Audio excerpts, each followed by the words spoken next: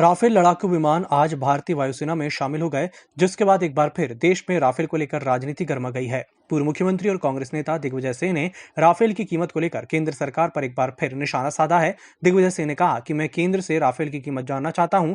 एक राफेल की कीमत कांग्रेस सरकार ने 746 करोड़ तय की थी, लेकिन चौकीदार महोदय कई बार संसद में और संसद के बाहर भी मांग करने के बावजूद आज तक एक राफेल कितने में खरीदा है बताने से बच रहे हैं।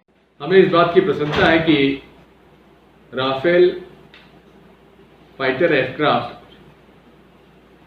आज अंबाला पहुंच रहा है।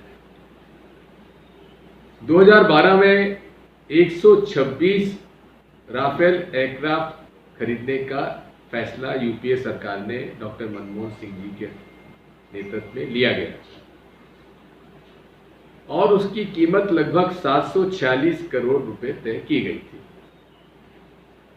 यह भी तय किया गया था कि उसका निर्माण 18 हवाई जहाज तो फ्रांस से आएंगे और बाकी 126 में से 18 घटाकर बाकी जितने भी हवाई जहाज होंगे वो हिंदुस्तान एरोनॉटिक्स लिमिटेड के द्वारा उनका निर्माण किया जाएगा।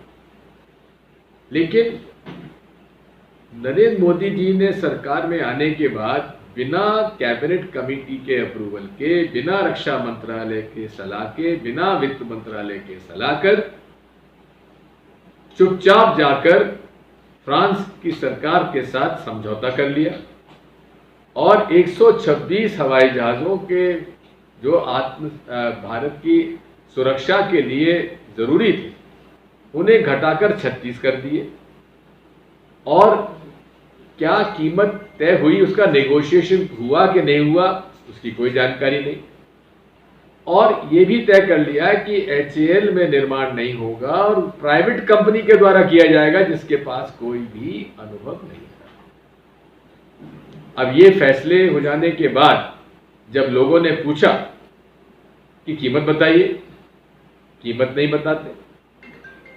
यहां तक कि सुब्रमण्यम स्वामी जी ने तो सुप्रीम कोर्ट में इस सौदे के खिलाफ केस भी दायर कर दिया था, लेकिन उन पर दबाव डालकर विड्रॉ करा लिया गया। अब 5 हवाई जहाज हमारे जो आए हैं, क्या वो हमारी सुरक्षा के लिए पर्याप्त है? अभी आज बताया गया है कि 59,000 करोड़ में ये खरीदे गए हैं, यानी कि 36 फाइटर एयरक्राफ्ट खरीदे गए हैं 59,000 करोड़ में। तो जो 746 करोड़ रुपए में एक हवाई जहाज खरीदा जाता तो प्रति हवाई जहाज लगभग 1600 करोड़ में अब ये आएगा। अब ये कीमत इतनी कैसे बढ़ गई? इसका प्राइस नेगोशिएशन क्या भारत सरकार के अधिकारियों ने किया था? क्या वित्त मंत्रालय को इसके सलाह मशवरा किया गया था? ये सारे सवाल हैं जिसका जवाब ना तो मोदी जी देते हैं ना सरकार देती है, और कहीं ना कहीं कुछ राज छुपा हुआ है जिसे बताते नहीं हैं। चौकीदार बनकर चौकीदारी करने का वादा मोदी जी ने किया था, लेकिन सही चौकीदारी नहीं कर पाए, यह बात साफ है। उन्हें जवाब देना होगा। विपक्ष का अधिकार है जवाब मांगना, और हम जवाब मांगेंगे, दृढ़ता से मांगेंगे और इन्हें जवाब देना होगा। Bureau report, EMS TV, Bhopal.